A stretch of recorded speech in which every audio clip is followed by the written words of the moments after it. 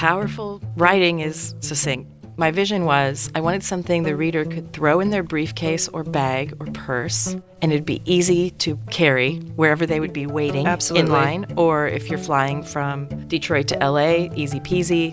This book takes about 2 hours to read, so I wanted it to be digestible and put an exercise at the end of every chapter that someone could try that day, because the opportunities are all around us in this laboratory of communication, which is your life. That was Michelle Gladieux with some practical advice from her own writing practice. Stay tuned to hear more about Michelle's journey as a writer on Pages and Voices. I'm your host, Meg Bell. We'll be back after the intro. I'm Meg Bell, your host of the ACPL Local Author Podcast, brought to you by the Allen County Public Library. If you enjoyed this podcast, please show your support by liking, subscribing, and sharing it with your friends and family. Your support means everything to us. This is Pages and Voices, and I'm Meg Bell. Today's author guest is Michelle Gladieux. Michelle is an executive coach, instructional designer, teacher, and keynote speaker deeply committed to helping people overcome fears about communication to spark professional and personal growth. She earned her MS degree in industrial technology with emphasis in organizational psychology at Purdue University in West Lafayette, Indiana, and has designed and presented over 1,000 original communication seminars. She coaches individuals and teams to become more successful in corporate, nonprofit, academic, government, and military settings. Her book, Communicate with Courage, distributed worldwide by Penguin Random House, earned 11 literary awards in its first year of publication. When it's downtime, you'll find her at one of her favorite places on earth, a lake in Indiana, a beach on the Gulf Coast, or at a live music show. Michelle's nickname since 6th grade is Glad, and she strives daily to live up to it with a grateful heart. Michelle, welcome to the podcast. Thank you so much. We are thrilled to have you here. And I loved your book, and I cannot wait for our listeners to discover more about it in you. And you're going to share a reading from your book. But before we do, I want to tell our listeners the treat they are in for when they read your book. So raising your game as a communicator is one of the best ways to make a difference in the world, but it takes courage to open up to others and invite others to open up to you. As a lifelong communication coach, Michelle has discovered 4 sneaky obstacles that can keep you from becoming the best communicator you can be. Hiding, fear of exposing your supposed weaknesses. Defining, putting too much stock into assumptions and being quick to judge. Rationalizing, using being realistic to shield yourself from taking chances, engaging in conflict, or doing other scary but potentially rewarding actions. And then settling, stopping at good enough instead of aiming for something better in your interactions. These challenges all have something in common. They require taking risk to reveal yourself, question your beliefs, take a leap of faith, or move out of your comfort zone. Each chapter includes a real-world practice called a pro move and an exercise, both carefully crafted to help you overcome hang-ups and take more joy in communicating. Courageous communication requires self-knowledge, practice, and a desire to grow. It is a full body, full mind, and full heart effort. This book is like having a caring expert coach along with you for the journey. Michelle, take it away. Great. So I'm going to read a little bit from the book. I want to first share with our listeners about the idea of a pro move. Pro move is a term that I use for my fantasy football team, which never wins. And then when I was working on this book, I thought, the kind of thing I'm trying to teach here at home in Northeast Indiana, and as I zip around the country, it's all about skillful actions one can take that require a little style as well. Mm-hmm. So when we combine style and skill, we have a pro move. And here's what I'd like to say about that in the book, page 5. Keep your eyes peeled for pro moves. You'll see them sprinkled throughout the book, with time-tested favorites concluding each chapter. A pro move is a communication attempt, a way to send or receive messages more deftly than the average bear. It's a good try that might flop, or that you might pull off with flying colors. Either way is okay. A pro move is a communication strategy others might see as involving too much trouble or skill to undertake, so they walk on by, missing a chance to get closer to their communication potential. Making a pro move requires passion for learning and a desire to improve your life, your surrounding, or someone else's life. It often means you'll use self and other knowledge in the action you're taking or deciding not to take. For example, you know your preference when communicating is to do or say X, but you read a situation to call for Y, so you zig when you used to zag. Maybe you stand out, stand up, or stand down, but it's not the easy choice. What is it then? It's the pro move. I've sprinkled these throughout the book, and I've used more personal stories in this book than I've ever used in the last 25 years of making up and teaching communication seminars. Okay. So I'm going to read from page 31 now. Yes. And this is from chapter 2, Understand Risk to Improve Your Relationships and Career. And it's about a situation, sad situation, I found myself in when I was 19. My big brother passed away. We don't exactly know what went on. He had like a heart arrhythmia or something, but was here one moment and gone the next. Oh my goodness. So then we, you mobilize as a family, and we're at D.O. McCombs on Lake, and we're having the memorial service for him. And something happened there that seemed to shock the rest of the very crowded room, but it really, to me, helped. And it took courage for this gentleman to do what he did. If you shy away from risk, you shy away from your potential. Your legacy won't live on with as much positive impact, and what folks remember about you will lack lift that may have carried them forward. I've never stood at a memorial service and heard anyone fondly recall how the departed was great at going along to get along and managed to never make any waves. Speaking of small talk at funerals, ugh, there's a Harley owner out there. In fact, he owned a Harley dealership in my hometown, Fort Wayne, who approached me at my nonconformist, motorcycle-loving, and life-loving Big Brother Mike's funeral when I was 19. Mike was 7 years older than me, a 6-foot-something electrical lineman with long black hair. He must have had a lot of friends because the place was packed. This buddy of his came and stood squarely in front of me at the stuffy funeral home, wearing black leather, head to toe, and loudly proclaimed, "Don't you worry now, little Shelley. Your brother's got his knees in the breeze in Harley heaven." I recall he was wearing an American flag bandana on his head. People stopped talking and just stared at us. I grinned. His courageous communication, deemed inappropriate by some, hit the mark with me completely. I've recalled it fondly, playing it over and over in my mind for many years. It took him about 30 seconds, and probably wasn't a big deal to him. But it was to me. It helped heal my broken heart.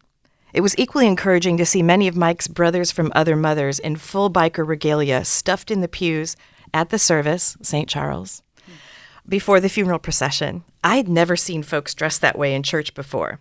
Not interested in man-made norms, they came as they were, dressed like one of their own, whom they were going to miss, stepping up authentically as themselves, authentic as they possibly could be, a huge plus when communicating, a pro move. The procession after church was led by 52 motorcycles, as counted by my parents that June morning, as well as a line of bucket trucks from the power company where Mike worked. I saw each biker, stop near my parents to offer condolences before they rode on. This no doubt required courage to look directly into Mom and Dad's eyes, absorb some sorrow in that connection, and keep a stiff upper lip, as bikers are wont to do. Their empathic communication required effort. 3 decades later, these mental images are a salve to my soul. Their collective expression of grief and hope makes me want to be a brave communicator too. I can reflect on their example and have my courage ready when fear gives me the alert that I'll need it. Thank you for sharing. Sure. And that's one of the ways I look at how we find courage. We find courage because we feel afraid.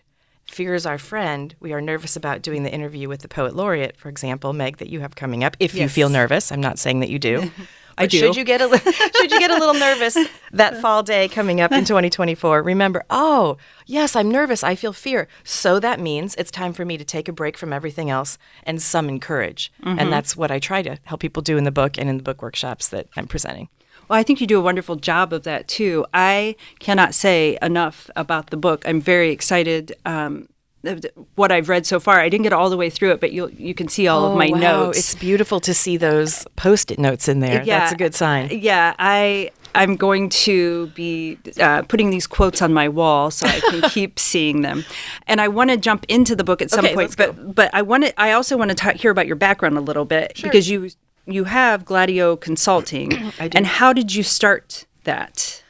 Well, I was someone else's human resources and training director for a long time, right out of getting my Master's of Science at Purdue. I came back to Fort Wayne, having lost family. My dad was still alive, and my big brother, Mark, who is still alive, was here. 19 was a rough year for you. It was. Lost a lot of family members. And so I thought, well, instead of heading out into the world and moving away, I'll come back to Fort Wayne, and then if I want to move away later, I always can.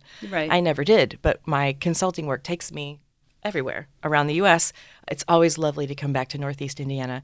This is where my heart and soul reside, right? Sure. So after working for other people as an HR and training director here in 2004, I thought I'm going to just make a go of this 20 years ago and see if I could offer organizational development and workforce and individual development advice to many companies instead of one company. And that was an interesting experiment that worked out very well. Mm-hmm. I was nervous, fearful about it. I had some friends that said, "Oh, are you crazy? You have a car allowance, you have insurance, you have good pay, you have bonuses," and that was all true. But I wanted to follow my heart and be courageous as a communicator and see if I might not be able to develop clients in every industry. And it turned out that we did. We could, and now we serve academia and military and profits and nonprofits, and with much gratitude to the companies in Northeast Indiana who were willing to give us a shot early on. Absolutely. And then remained clients, some of them for 10 or 15 years now, and our 20th year in business. Okay. That's great. So when did quality communication become important to you? Because I feel like that must have been something that early on, I mean, your degrees were really specific. It seems like you kind of knew which direction you were heading. Sure. Yes, I was in nursery school, and I remember observing the teachers interacting with all of us kids. And there was a boy in the class named David, and he had probably some attention deficit challenges. Perhaps he had some behavioral challenges. Mm-hmm. And, the way I was raised was always to be inclusive and make as best you can to make friends with everyone. And I observed the teachers interacting with David, and it struck me as this is not going to work out very well. Wow, in nursery school. I asked the teacher if I could talk to her outside the classroom. What? And I was a very quiet, shy. I hid behind my parents' legs when people would say, "Hi there, Shelley, how are you?" I just want to disappear. So I was a shy kid. But I felt it was important to let her know. And she sent a note home. You know how you would get sent home with notes pinned to you? Yes. She sent a note home, and I found it in the back of a dusty closet in a box with things I had drawn that my mom and dad had saved. But it said something like, "Today, Michelle wanted to speak to us in the hall about one of her classmates and how she thought we might interact or coach differently with him. And so we think she might turn out to be a teacher. We thought we'd let you know that this was an amusing interaction with your child today." So I think I cared a lot. Bless your heart. I cared That's a lot wonderful. early on. I love your confidence to approach the... I'm sure I was diplomatic. Yeah. Oh, yeah. I can't imagine. I don't know. It feels like you were. I hope so. Always were that way. Oh, well, I certainly fail at that pretty frequently. So when did you decide the information that you put out with Gladieux Consulting is so important, I'm going to write a book about it? I've been wanting to I'd say I've been wanting to write this book since graduate school, but I was so sick of writing. Yeah. In graduate school. Yeah. And then I a lot thought, of papers. get some experience. And I did get some experience. And I waited a good, probably 15, 16 years into owning Gladieux Consulting to start the book. Okay. And I felt then I had a better chance of reaching a worldwide audience and touching lives and improving lives because it was backed up with subject matter expertise as well as hands-on experience with thousands of learners and clients. Yeah. And they taught, how that goes. They teach you everything. Anyone you're serving teaches you. It absolutely does. So I was able to make some generalizations at that point that are true. And that's when the 4 hidden challenges came up. Like, even though I'm working with, the sheriff's department and the hospital and the bank and the military, these are all humans. We all face challenges as communicators. What are they? And more 4 hidden challenges that are in our peripheral vision started to reveal themselves to me. Okay. The ones that really can create obstacles for one's happiest life. When you get good at communication, personally and professionally, everything gets easier, and you take more joy in every day. Mm-hmm. Yeah, absolutely. I've been working really hard on communicating just in my personal life and my professional life. And for some reason, I always thought if I said too much or I felt too much, that people were going to think I was hateful and being rude or something. And it's like, that's why did I think that? Because you don't have to be hateful or rude when you're discussing the way that you feel or when you have a thought. And so I've been working on just sharing how I feel. And you would think at 44 years old, I would have that dialed in, I do not. I don't think we get this dialed in this lifetime. Right. I picture my last breath. I hope I'm an old lady and I'm 99 years old and I think I'm going to ask the nurse for whatever, 2 more Tylenol, and I probably will then regret the tone I used. I think it's going to be forever that we work on this. Right. I had 2 thoughts when you talked about what you're working on. The first is you said, I don't know why I would worry about that. Perhaps you've seen other people, and a lot of us have had all of us have had positive and negative examples from the folks that we were around growing up, right. Whoever they were. Right. Could have been teachers or step-parents or parents or grandparents or neighbors or older siblings, whomever. There was some dysfunction there, and we don't want to replicate it. So sometimes we have to look at what was modeled for us and then choose what to keep and what to sweep away for the rest of our lives. Right. And the other part was that you just never graduate. I call some of our seminars like Mastering Internal and External Customer Communication, the art and science of leadership, becoming a masterful leader. I hope people don't really think that in a half day they walk out masters, right? That's more marketing. Right. We're gonna talk about best practices for sure and actionable things that we can all do. But it's a forever thing, and we would need many lifetimes to get good at it. Life is really good. Life is the master class, right? So don't worry about your forthright style as a communicator, as long as you stir in the diplomacy, and that's what we want to go forward with. Think of it as making a vinaigrette. Olive oil and vinegar. So you need diplomacy and assertiveness stir together. Right. That will serve you very well lifelong. Okay. Now, with and you do your audience analysis with some people you interview, interact with, work with, have working for you, live in your house, whatever that relationship is. If you do the audience analysis, you can see how much directness is needed versus how much diplomacy or empathy in this situation, and it changes. With the significant other or the kid or the boss, it changes from day to day as you monitor their energy and care about what's going on with them. So asking, will you please tell me how you see this, is a very powerful way to know how to make your recipe right. How much directness, how much diplomacy. Okay. And then I know which way I lean. I lean towards directness. So pretty much when I wake up in the morning, my first instinct is to be forthright, be direct. And I've learned if I am in doubt, add empathy, add diplomacy, because my DNA and my life experience, my personality has me leaning towards directness. Okay. And then there are the millions of people, the billions actually of people who lean towards a more amiable style, a go along to get along, a much more empathic style. And I ask them to turn up the assertiveness and baby steps. So think of it as an amplifier, right? And your assertiveness is on like 2, take it up to 3. Yeah. The rookie mistake I see a lot of communicators make is they go, okay, that's my goal. I'm going to be more assertive. And they take it from 2 to 11. Here comes the hammer. And you're going, wow, I thought Meg liked me. I thought she was a really nice person. That's just Meg trying on assertiveness. So I would say baby steps are also a tip. And I didn't make this a coaching session. Well, this is not a coaching session. I think our listeners are really going to benefit from all of this, and it's going to just make them want to read the book more. Okay. So I love that you're saying all of this to me. Okay. But now I can't remember which question I ended on. So was it? You were on. You asked me about why was it important? When did I decide it was important? I decided pretty young, and then I decided as an adult after I worked with lots of adults. Okay, and so. What's the number one thing you want readers to take away from your book? I have a little sampling of notes over here I would like to read now, but what's the number one thing you want readers to take away? That is a tricky question. I've been listening to the Beatles channel on Sirius Radio, and our company tagline is 8 days a week. It was really because we really love the work. But and the DJ today said, I like to ask people, what's your favorite Beatles song these days? So it changes for me. There's a lot of small pieces of hopefully evergreen advice in the book. I want to say it would be neat if people took away to celebrate every day. Celebrate their communication efforts every day. You know how we do that thing? We put our head on the pillow and we think back through our day before we fall asleep. At least I do. And I kind of I replay a lot of the communication, my attempts at listening and attempts at sending messages. And I think about how I did. And I want just for all of us to remember that as long as we did our best, it's a win. Really, no matter how the negotiation went or the discussion about the relationship or the work project or the presentation went, if you gave it your all, you grew as a communicator that day, you've done your job as a human that day, well done.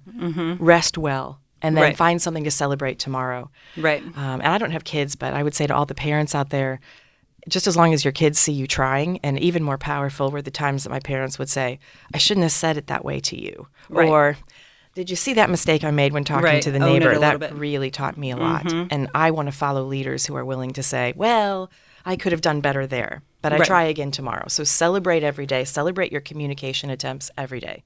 Okay.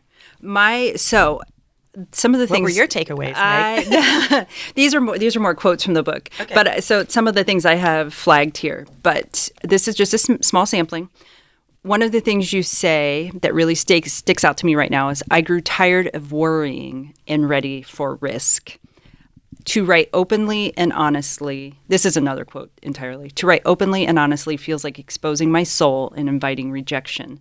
But if not now, when? Another one, taking risks to gain power as a communicator is often more important than what people will think or say about your messaging. Oh, I love that one. Because we spend all our life trying to fit. I mean, most of us spend all our Yes. lives, especially growing up, trying to fit in. Yes. And what makes you happy and not, that's always been my thing anyways. Number 4, for me, your bravery doesn't come and go. It's there, although it may be obscured by fear. All you need to do is call on it when you would like it to show up. Thank you for the permission. I was like, really? I've never even thought about that before. I just think that I'm scared. So, okay, I'm done. I'm scared. That's it.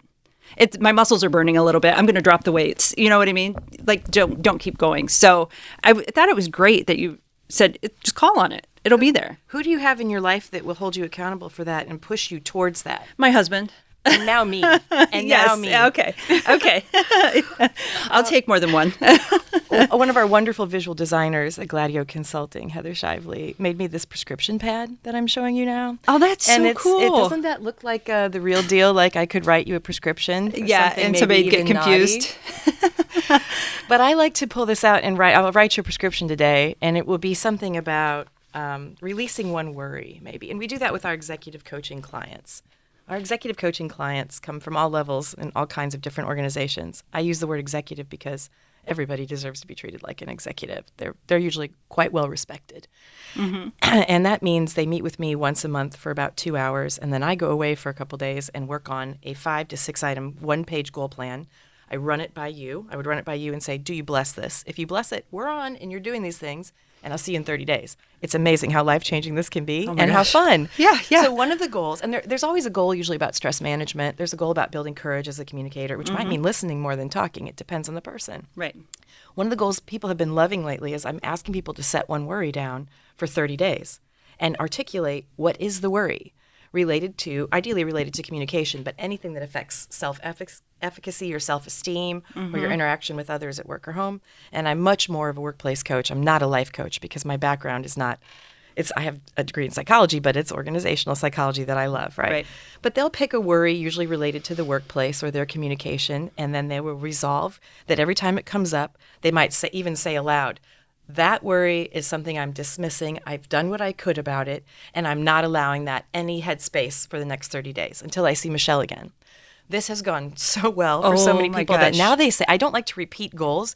Like your June goal plan should have 5 things. Your July goal plan, I'd like to see it have 5 different things. People are begging me to keep it in because they want to let another one. You can have 99 problems, right? But this ain't one. And that's right. And they pick. It's lovely to see what they pick, and it's lovely to see how those worries will, like somebody you're trying to break up with, almost that's not good for you.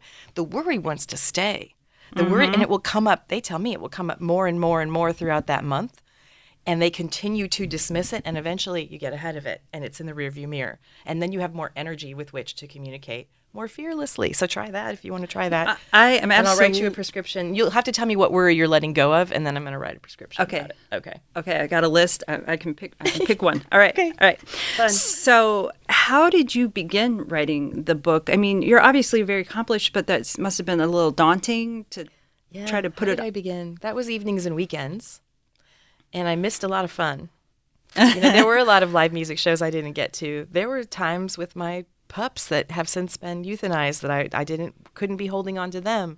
Mm-hmm. You really have to make these tough choices about communication and how you spend your time. Mm-hmm. But I thought that these messages deserved to be seen by more than a 30-person, 50-person, or 300-person audience. Yeah. So I was regularly doing workshops in 12 different topics related to communication. We teach like EQ at work and business writing and stress and change management, presentation skills, negotiation and conflict management, secrets of happy, high-performing teams, the kind of things that relate to the employer-employee relationship and also individual excellence, presenting and writing, et cetera. And I don't know, all those years of seeing all the, I would say, the training evaluations with people asking for more time or more of it and stating how they're going to use it made me think, I'm not getting any younger, so if I want to get these helpful messages out to more people, Sure. a book might be an idea. Yeah, absolutely. So was it hard to keep it at 141 pages? The size of this book for me is perfect. It's very digestible. There's a lot of great information in there. But I'm certain you probably had more you could have said. Was it hard to keep it that small? Powerful writing is succinct. It is. I am not succinct, right? But powerful writing is succinct. So I wanted something, my vision was, I wanted something the reader could throw in their briefcase or bag or purse, and it'd be easy to carry wherever they would be waiting Absolutely. in line. Or if you're flying from Detroit to LA, easy peasy. This book takes about 2 hours to read, I would say, for the average reader. Yeah. So I wanted it to be digestible and put an exercise at the end of every chapter that someone could try that day, because the opportunities are all around us in this laboratory of communication, which is your life. So short, I thought, would have a better chance of reaching more people. Okay. Yeah, I agree. Yeah. But not short like Who Moved My Cheese short. No, But you can find a lot of great books that contain Yeah. life and communication wisdom. Super short. Right. I wasn't going to do that either. You can read the chapter over your lunch break. That's good. That's what I appreciate. Like, I can sit on my lunch break, I can read the chapter, And I maybe can just take one. my notes. Yeah, right. And then I can think about it. And that's what I loved about the book. I'm not all the way through it yet, but I cannot wait to finish it. I know there's more I'm going to learn. So, any plans for a follow-up, Michelle? Get out of here. Get out of here. I am so... I don't want to use that B word, busy, because people wear it like a badge, and I don't want to do that. I want to be present and mindful in my interactions. Sure. I am raising the book, and it is not 2 years old yet, so it needs help. It needs to be something that I'm sharing and doing interviews and getting it out there. So I don't yet have any inkling. But then again, look how long it took me to write this book. I mean, that book was, I'd say I worked on it for about 4.5 years. Tim Jones, a project manager at Gladieux Consulting, I asked him to hold me accountable, which is kind of funny because I'm far more of a type A driver personality. And he's more of an amiable, more of a type B, would be less likely to be bossy, but I essentially paid him to boss me around and tell. I was like, listen, you need to tell me when chapter 1 is due, then I need you to read it and I need you to tear it apart. And let's keep doing that. And then the rest of my team got involved as well. So lots of feedback, and I'm an that's great. extrovert that tried to make it a less lonely process, although there were certainly the lonely nights. Okay. Yeah, sure. It's about making an appointment with yourself. So as you well know, because you're a published author as a poet, and I've read some of your stuff and I loved it. Thank you. And I Thank can't you. wait to see you be courageous and send it to more and more places. Yes. We just have to make an appointment with ourselves That's and sit down, so right? true. Sit down and sit on your butt, or however you want to do it. But there you are, and that's your Sunday 9 to 10 a.m. and you're writing, that kind of thing. But it helped to have accountability partners along the way. Yeah, I probably should say that to my family, and I know that they would be supportive because we support our kids and so much of their stuff, and I'm trying to support my husband and his stuff. And I know if I said to him, hey, this is going to be my 1 hour that I'm going to do this. Actually, I'm going to write that down. I can't believe you haven't yet used your voice to protect your writing time. I know. It's been because I tell you, it's like, that be busy word again. Yes. I get so busy, and I'm an introvert. So we get so busy with life, and we've had a series of things here recently, bang, bang, bang, that have just kind of piled it on us. And for me to step away from everything and just to sit quietly is what I need. But then sometimes I don't want to. I want to read a book. I want to watch my favorite show. Oh, that's fair. And Good. I Well, want you're taking time for yourself. Yes, but so that doesn't always mean writing. But this weekend I took a really huge chunk of time and just sat down and wrote, and beautiful. it was really lovely. And I thought, I need to just make this more of my routine. I need to do it. Well, it's educational and inspirational to the family long term as well, to our significant others, all of those people around us who care about us, for us to say, I'm doing this for me, and I would imagine the kids need to see that too, or they might not model it later. Right. Use your voice to protect your time, for Yes. sure. You deserve it. I'm writing that one down too. And I like 1 this. hour, I think, could also, if you get going and things are flowing, Yeah, it might be 90 minutes. right. You might keep going. Or- yeah, absolutely. Mom might say, Find your own food for a minute. see if your friends could Yeah. take you, right? I Yeah, don't know. yeah, Just right. push it. Right. Be careful. Don't ask for 60 minutes. Ask for 90. Right. Yeah. Take more. I like that. I don't know. Work on your negotiation while you're working on trying to get some time for yourself. I don't have kids, so I know that that is probably the toughest training challenge of all. And I have so much respect for people who choose to adopt and to have kids and to foster kids because, oh my goodness, talk about the responsibilities of being a teacher. That's as tough as it gets. And Yeah. and no more important than that. Mm-hmm. It takes a village. Our families are very, very key for us. So, That makes sense. and we had 2, and I know people that had far more. And I think, how do you maintain sanity? But good for them. I can't More imagine. power to them. Right. So, what was your writing process like? You said you had some lonely nights and some boring weekends. So, did you mainly work on this on the weekends, or did you like write all day long, or? Sometimes, yeah. And I'm a night owl, so Okay. there are no emails coming in and no voicemails and at 11 p.m. So I like to write at night when things are quiet. I was writing. People who read the book will notice I'm writing about what happened that day. Mm-hmm. I write, for example, about some Colts players that I look up to because of the way that they use energy as communicators. And the funny thing about that was, one of those players has left the team, another was hurt, that kind of thing. Like, oh, darn it! But that's Yeah. okay because it was important in the time, and they deserve to continue to be recognized for the way that they interacted on the field. So I would say a lot of it was contemporary, and a lot of Okay. it was also looking back 30 years or looking ahead 30 years. It really wasn't hard. It's not hard to find examples of positive and negative communication. In fact, if our listeners just set about thinking about somebody, for example, that they would hate to lose in their workplace, maybe that person, what if they resigned today and gave 2 weeks notice? And you'd be thinking, oh, not them. I Yes. need them so much. Yes. Or what if someone resigned from your personal life? Read that however you want it, right? Right. There are different ways people can exit our personal lives. Who would you hate to see go? How about composing a short, 2 or 3 sentence text of appreciation or sending an email? Or I love snail mail, putting it into a card and letting them know why they're important to you. We can do these kinds of things, and they don't take more than a few minutes, and Right. they increase our quality of life. So in a lot of our communication seminars, we'll teach a praise recipe. A really good piece of praise includes the person's name. That's the first step. The second step would be what they do or did that you admire or maybe appreciate. Third step, why. Fourth step, say thank you in your own way. Could be, keep it up, you rock, I'm rooting for you, I value you. Whatever that is, sign your name, so to speak. Done. And that didn't take very long, did it? And that's the kind of stuff I see people holding on to. I'll sometimes go back to a company we've trained at 10 years later, and maybe in a business writing seminar, we asked people to do that and send it live that day. I see some of those things printed out and stuck on cork boards that are yellowing because it meant so much to the recipient. Yeah. And it also might mean a lot to the recipient at home or work, and they may never say anything because they're not expressive or they don't know what to do with it.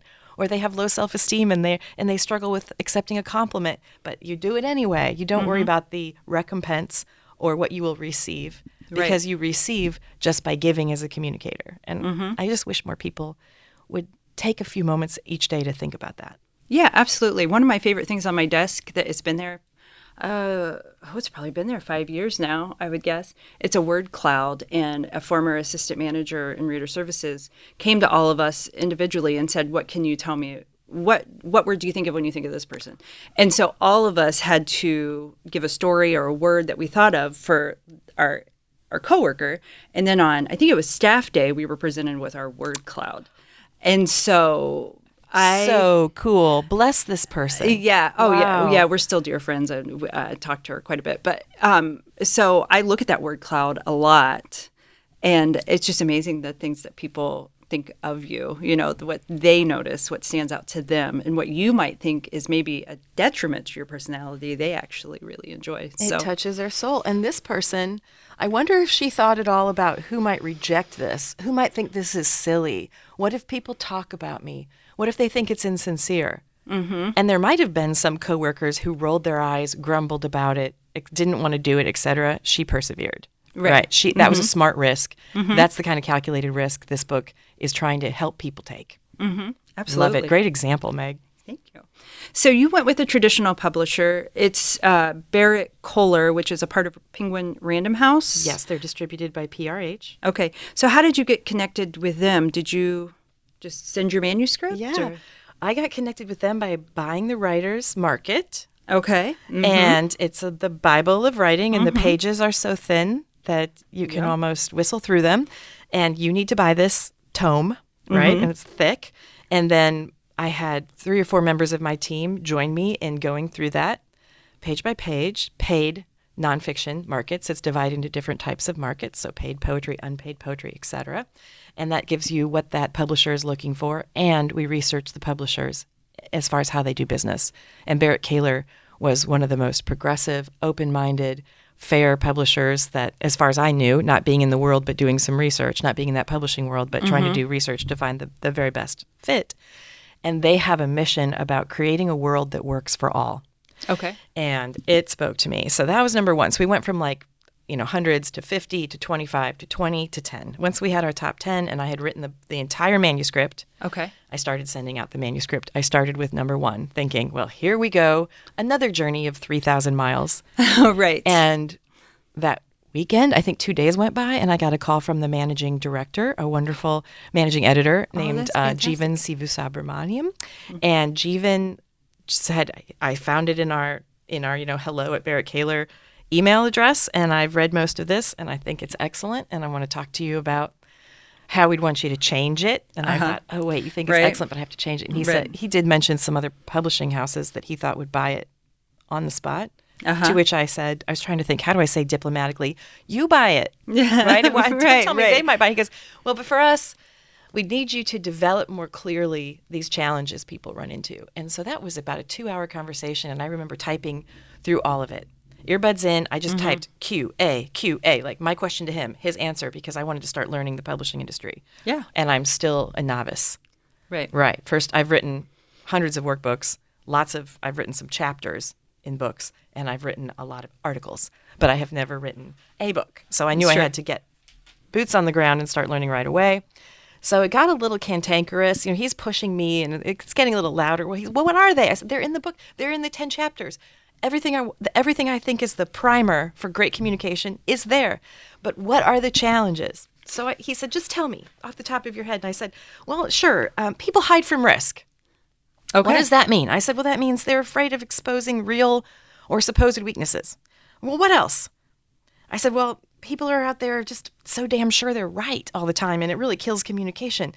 So they're defining things so they can be right. Hidden challenge number 2, defining to be right. What else, Michelle? Can you think of 2 or 3 more?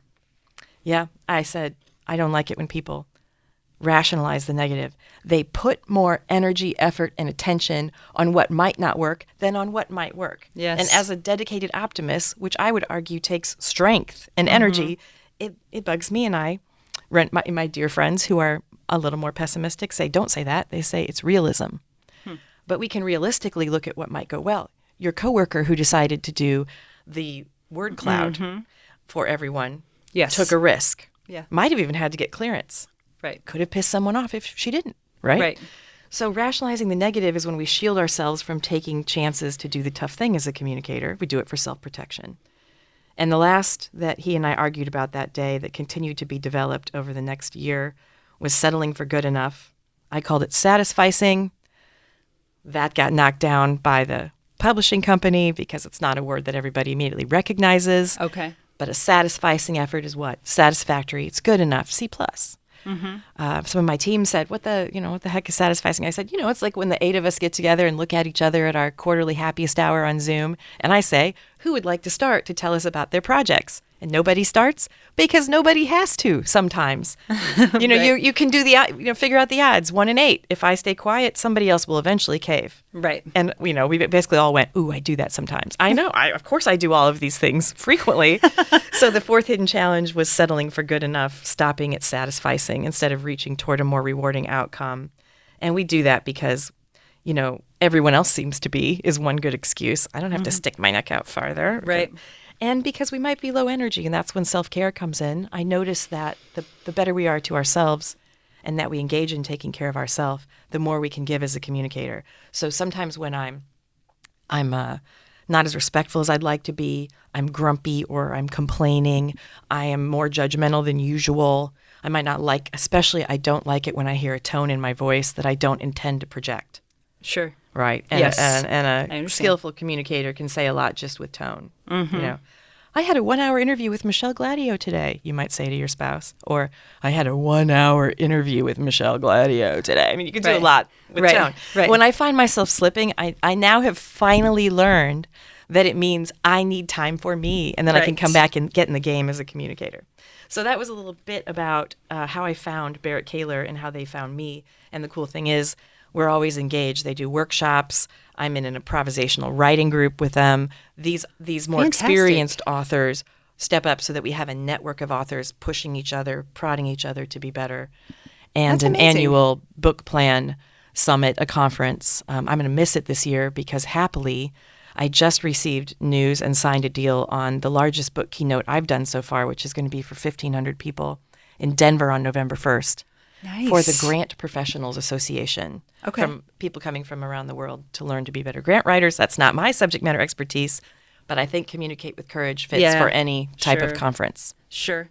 So when I think I pronounced it wrong initially, Barrett Kaler? Barrett Kaler. Barrett Kaler is how you say it. So you submitted them the book. They got back with you really quickly, it sounds like, and then you started working on rewriting. How long did that take? Oh, my goodness. A good year. Okay. But it made me better. And this is why I wanted to go with a traditional publisher. I had great editing help from the best writers around me that I knew. And then working with their editing team, knocked me down and helped me get back up as a better writer. Sure. And they were respectful about certain things. Like, for example, I have a chapter in this book called Risks Not Worth Taking. So, yes, it is meant to build you up as a braver communicator. But then there are things that aren't worth the hassle or the risk, including BSing. And what the editors kind of came back with, you haven't cussed. I was thinking, they didn't say this, but I was thinking, I've managed not to cuss through the whole book, but we got to BSing, and I think that's the right word, right? Is there a different word? And my big brother Mark said, is there a different word? And I said, no, there really isn't. I can't think of a better word to warn about the dangers of BSing, because we should all try it. I mean, I highly recommend everybody in a presentation, if you haven't yet, try to BS an answer to a question. It feels so bad you won't do it again, and you do something smarter, like put it on the whiteboard and come back and get the answer, or throw the question back to the audience and see if anyone has subject matter expertise or an opinion. There's a lot of ways to go. Right. Anyway. I love that. So about another year. It took another year. And then how long before you had this beautiful book with your sailboat? Well, I think we chose the publishing date, and that created the hurry up and rewrite for a year because we were working towards a publishing date. Okay, and you all had a deadline. all of the machining, literally, that goes into that. The cover, I think the publisher got a little cross with me. They did tell me that they went through more cover art revisions than they had with any other author. And I respond, "Are you kidding? It was only 6 or 7." And when we create a workbook, we just did like a 120-page workbook for the Allen County Sheriff's Department for a 4-day leadership academy filled with all these topics we love to teach for 20 of their up-and-coming leaders, all the way up to deputy chief, already there, right? But interested in looking at himself and how he could be a better leader and communicator. Yeah. We go through, I don't know, 50, 75 revisions on a workbook. So to me, asking for 5 or 6 edits on that cover wasn't so much of a big deal, but we got through it. We had to have some straight talk about it, and I had to say, this book is going to be with me the rest of my life. I want to be able to be very my proud, child. right? And that sailboat on the cover is kind of an ode, in a way, a nod, a wink to my mom, Rosemary Gladieux, because she was such a badass communicator, and she gave so much of herself. And you're hearing a lot of her wisdom in that book.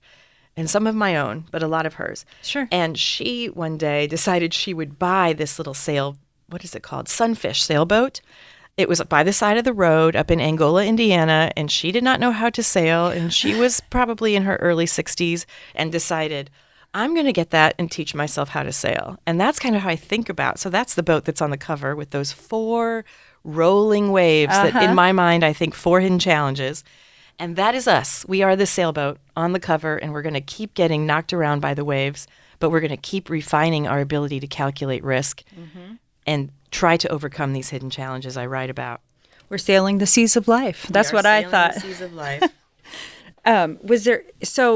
Was there any part of the process you didn't care for? Was the cover the part you didn't care for? Well, thankfully, I relish competition and negotiation and can stand on my own 2 feet. I've worked hard to become less shy and braver as a communicator. And so I was ready for that. And it was diplomatic confrontation anyway. Sure. The part I didn't care for were probably all of the hours where I felt like doing something else, or I wanted to be outside, or I wanted to be with friends, or I wanted to be on the couch watching TV and, get back in the office. I get tired of being in the office and then to get back in the office where all the stuff is, But well worth it. If it's helped you, you don't know how amazing this is, Meg, to sit across from somebody who has Post-it notes in the book and is going to become a stronger communicator because of that. I would do it all again. I just don't want to do a second book right now.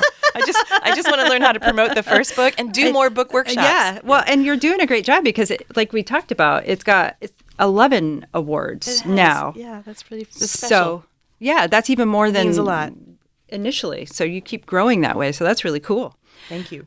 So what's next? We're going to move into some fun questions after this question, but what's next for you? Okie doke. Michelle? What's next is what's happening now, continuing what's happening now, which is we've got all different types of teams and boards of directors and groups of friends and different networking groups coming to us and saying, will you do a book talk? And it becomes a book workshop because what Gladieux Consulting does and does well is analyze audiences and design custom training every time. So I get to know whatever group I'll be teaching or speaking about the book to. Loving the book workshops. Yeah. Just this last week, we had the longest, and that was a half day, a 3-hour, and we read those 60 reviews from the participants, and the most common constructive criticism was, this should be longer, wish it would have been longer, could have been longer. The book? The workshop, the 3-hour workshop. And I thought, 3 hours is a long time for butts and seats, and we take breaks and things, but people were, enthusiastically taking notes, and at the end of the seminar, I say, let's go around the room. If you're willing to share something you take from this that you're going to go try differently in life, what will it be as a communicator? Play or pass. And everybody played. Usually people play, and they share one thing. So that was very encouraging. And the fact that people said things like it could be a full day, that meant a lot to me. Absolutely. We keep it moving, dynamic, fun, and interesting, and we keep people participating and involved. But the most common length that I'm being asked to produce is 1 hour to 90 minutes. Yeah, and they want you for a full day. I don't think a full day is going to happen. I don't think I can hold attention I mean, I could, but I would be a puddle of goo at the end. And yes, absolutely. It's a lot. Your energy and it's worth it. It's worth it to connect, but that's a lot of I feel like I leave my heart, on the conference table. And you need a few days off. Yeah. Or just, I need a cold beer and an hour with TV, and then I'm ready to go write again. Well, I firmly believe you should do a TED Talk. Okay. I feel like you should do a TED Talk. I was thinking this as I was Hook it up, Meg. Get on it. I was like, how does you make that happen? I will be their rep in Fort Wayne. Yeah. How does one get to do a TED Talk? Because I've watched so many fabulous ones, and I think this would be a great one. Okay. So I'll put it on the list. Put it on the list. Things that I need to do. But you see why I'm not starting on another book right now?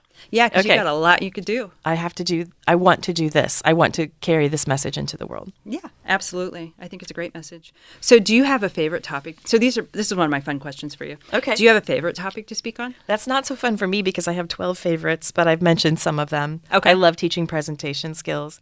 I love teaching secrets of happy, high-performing teams. I'm happy when we get to talk about EQ at work. Anything relating to communication is what I love to present, and always willing to custom design. Thanks to the undergrad and the graduate work at Purdue University, I had great professors who really required excellence in instructional design before we were allowed to stand up and speak a word. So it's what lights my fire, for sure. Anything about communication and leadership is about communication, so that'd be a close second. Okay.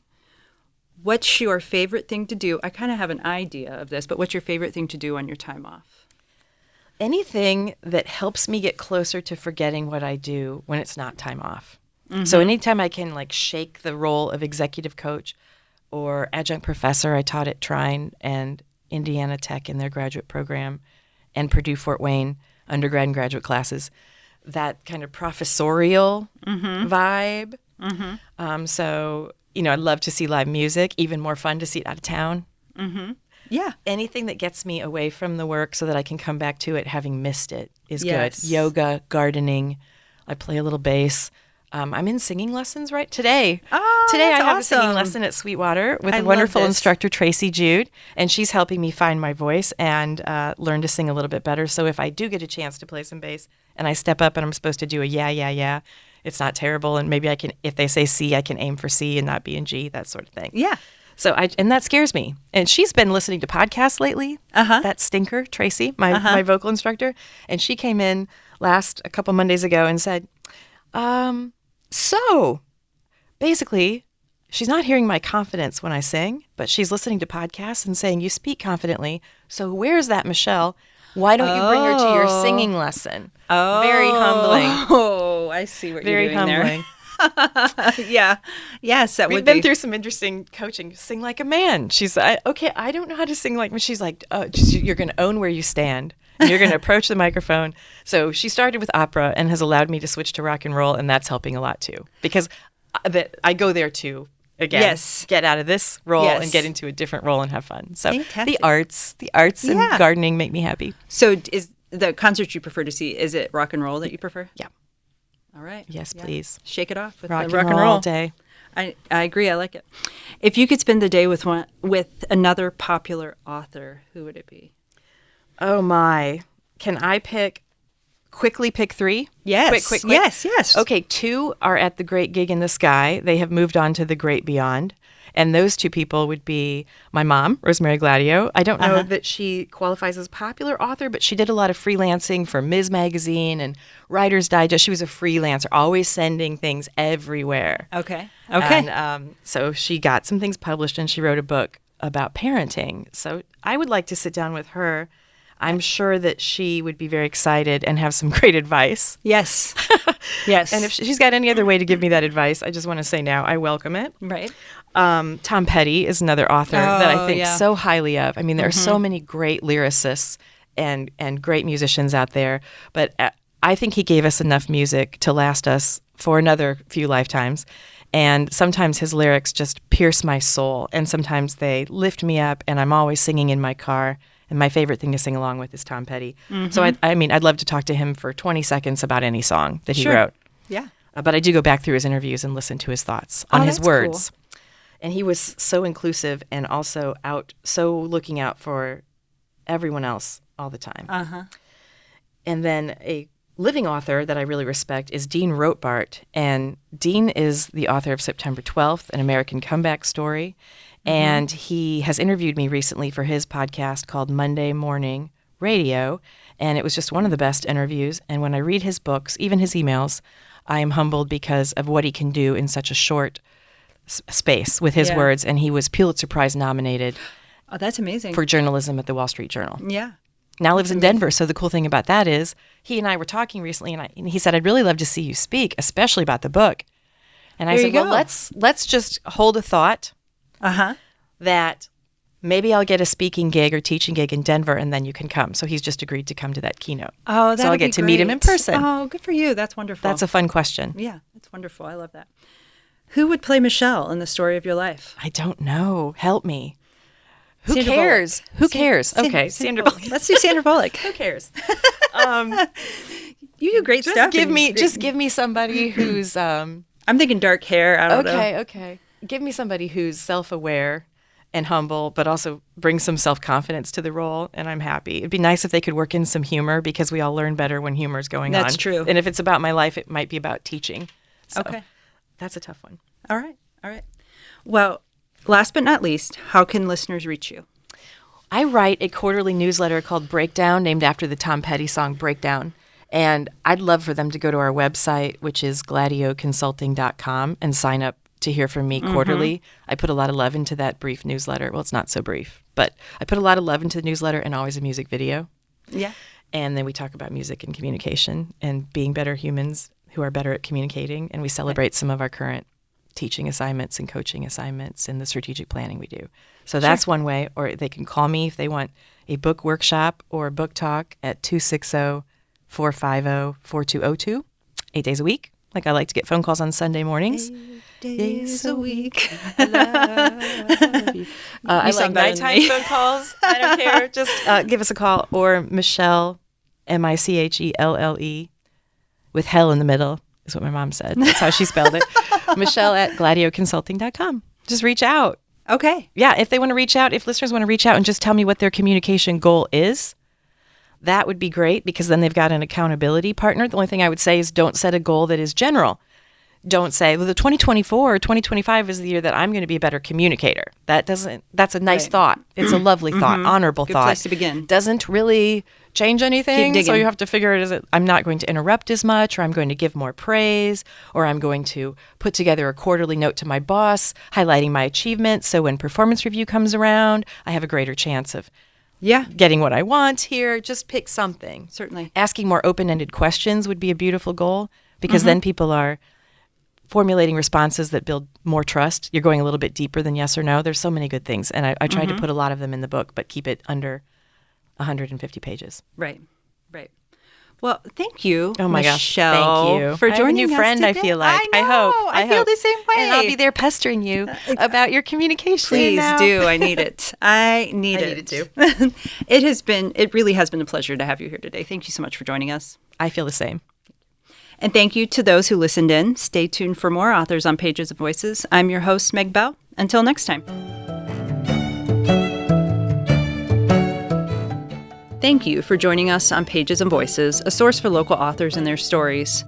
From the studios of Access Fort Wayne at the Allen County Public Library in downtown Fort Wayne, Indiana, I'm your host, Meg Bell. A special thank you to Kay Gregg for her work engineering and editing this episode. We've explored fascinating stories and insightful discussions today, but our journey doesn't end here. Find more episodes of Pages and Voices wherever you listen to podcasts. Stay tuned for more inspiring conversations with the area's authors and their insights into the written word. Until next time, keep turning the pages, and we look forward to welcoming you back soon.